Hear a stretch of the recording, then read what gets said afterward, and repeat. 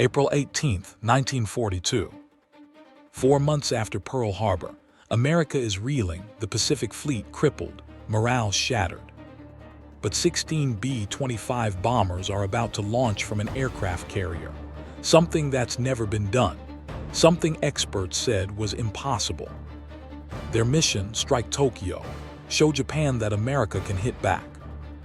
Leading them, Lieutenant Colonel Jimmy Doolittle, about to attempt the most daring air raid in history. This is the story of 80 men who volunteered for a mission they knew they'd probably never return from. This is the Doolittle Raid. December 7, 1941, Pearl Harbor. The Japanese surprise attack devastated America's Pacific Fleet, over 2,000 Americans killed. In the months that followed, Japan seemed unstoppable. Philippines, Malaysia, Singapore, all conquered. American forces retreating across the Pacific. President Roosevelt demanded action. Strike Japan's home islands. Send a message, we're coming for you. But there was one problem. Japan was too far away. American bombers couldn't reach Tokyo from any Allied airbase, and carriers couldn't get close enough without being destroyed. The solution seemed impossible. Launch Army bombers from a Navy carrier, something never attempted before. The man chosen to lead this mission, Lieutenant Colonel James Doolittle, legendary pilot, MIT engineer, a man who'd spent his life pushing aviation's boundaries.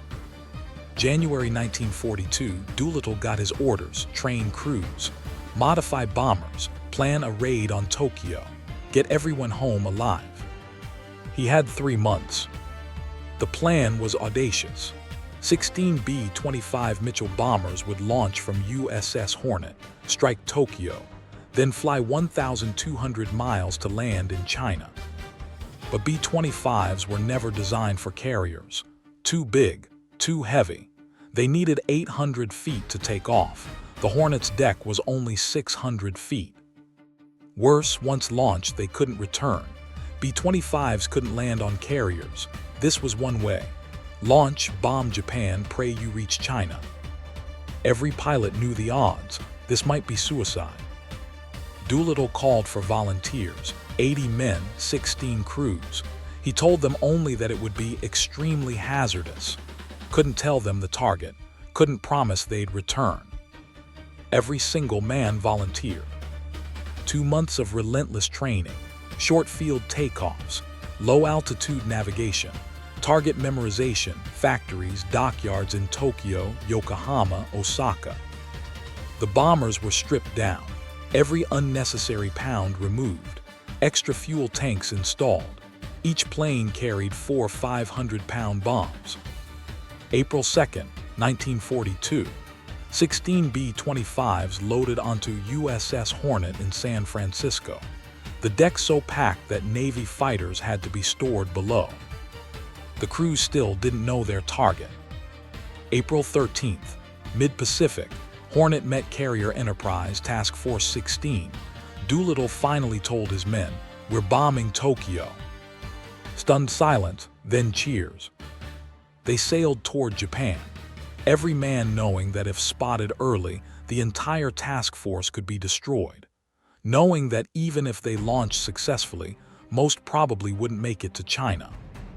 But they were going to hit Tokyo, that's all that mattered. April 18, 1942, dawn. Task Force 16 was 650 miles from Japan. Plan: reach 400 miles by afternoon, launch at dusk. Then 7:38 a.m. disaster. Japanese picket boat spotted the task force. The boat was sunk immediately, but not before sending a radio message. The Japanese knew Americans were coming.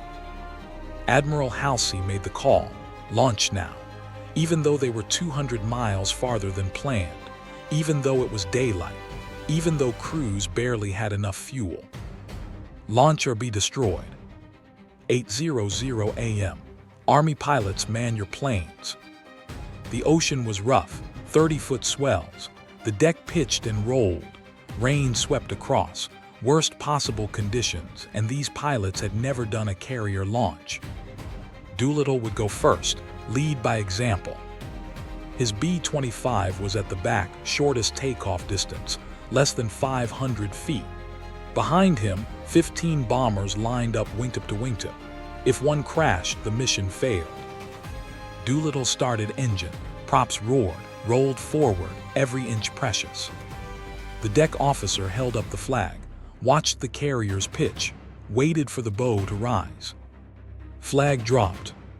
Throttles full. The B-25 roared down the deck, 50 feet, 100, 200. At 467 feet, half normal distance, Doolittle's bomber lifted off. He was airborne. One by one, all 16 followed, wings clearing the island by feet, wheels lifting as the bow dropped. All launched successfully, not one crashed, a miracle.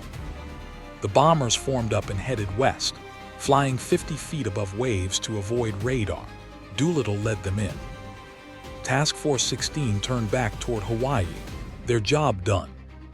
4 hours later at 12:30 p.m., the first bomber crossed the Japanese coast. They were over Tokyo. Tokyo hadn't been bombed in 700 years. Japanese believed their islands invincible. Air raid sirens existed, but had never been used in war. April 18, 1942, 12:30 p.m. That changed forever. Doolittle's bomber came in at rooftop level. Citizens looked up in confusion. American bombers, impossible. But there they were. Target Armaments Factory. Bombs released, direct hits, explosions tore through buildings, smoke billowed. Air raid sirens wailed, too late. 15 more bombers followed over 30 minutes, hitting Tokyo, Yokohama, Osaka, Nagoya. Factories, refineries, dockyards, power plants. Japanese anti-aircraft fire erupted, but most gunners aimed too high. The B-25s were at 1,500 feet, most flak missed. Few fighters scrambled, but bombers were already departing. 30 minutes, then the bombers turned west toward China, toward safety. The damage, 50 buildings destroyed, factories burning, oil refineries aflame, 90 killed, 300 injured. Militarily modest, but psychologically catastrophic. Tokyo, the Emperor's city, had been bombed. Japanese invincibility shattered. If Americans could strike Tokyo, nowhere was safe. But for Doolittle's crews, the mission was half complete. Now came survival. The B-25s flew west, running on fumes. The early launch meant extra fuel burned, now 1,200 miles from friendly airfields. Darkness fell, storms rolled in, fuel gauges dropped toward empty. One by one, bombers ran out of fuel. 15 crews bilayed out over China or crash-landed. Doolittle parachuted into a rice paddy in darkness.